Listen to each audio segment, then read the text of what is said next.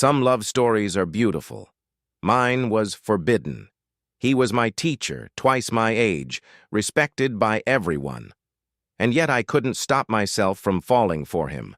What started as secret glances in the classroom turned into secret meetings after school. But one mistake changed everything, turning our love story into the darkest secret of my life. I never thought my heart could betray my mind. I was drawn to him from the moment I first saw him. He was charming, smart, and with eyes that seemed to read my soul. Every time he asked me a question in class, my hands shook, not out of fear, but because my heart raced. His name was Mr. Harris, my English teacher. Even the sound of his name sent shivers down my spine.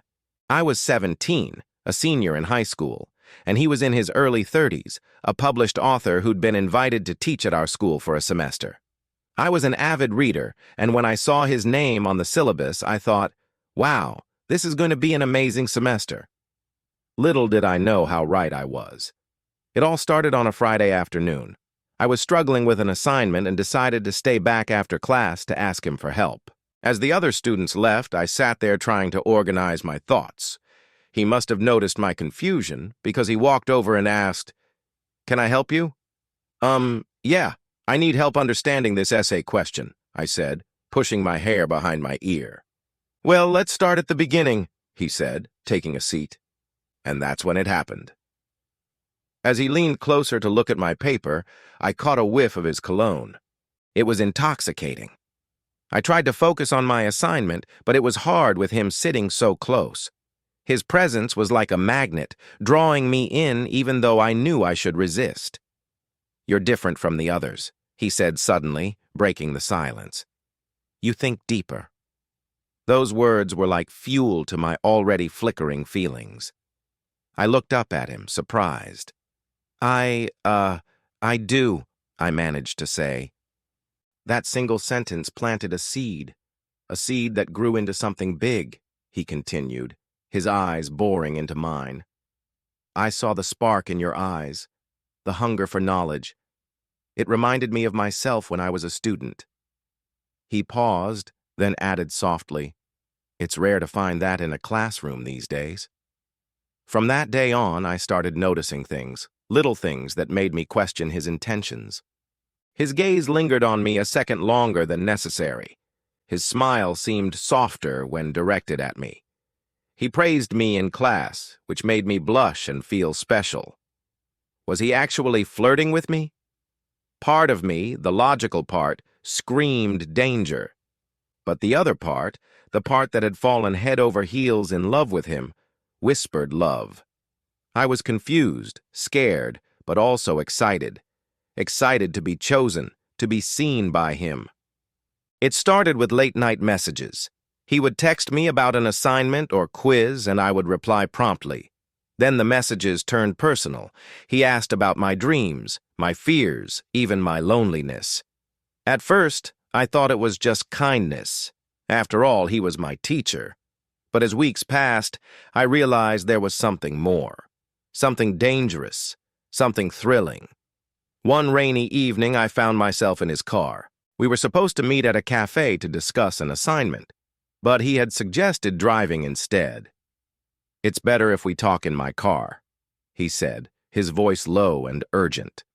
In the back of his car, surrounded by the scent of leather and rain, he told me things that made my heart race.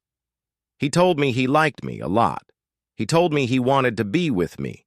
And when his lips met mine, I felt like I had finally come home. From that day forward, we were inseparable. We met in hidden cafes, exchanged notes disguised as homework, and lied to everyone we loved.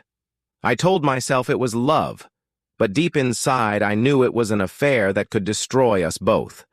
I wanted more, but he always stopped me when I got too close. "We can't," he would say, his voice hoarse. "It's forbidden.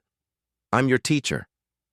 But his touch, his kiss, his mere presence was enough to make me feel like the luckiest girl in the world. I fell deeper and deeper into his world, ignoring the red flags, the whispers behind my back, the suspicious looks from my friends. All that mattered was him and I. But our secret couldn't stay hidden forever, and when it came out, it destroyed us. I remember the day well. He didn't answer my calls, and I panicked.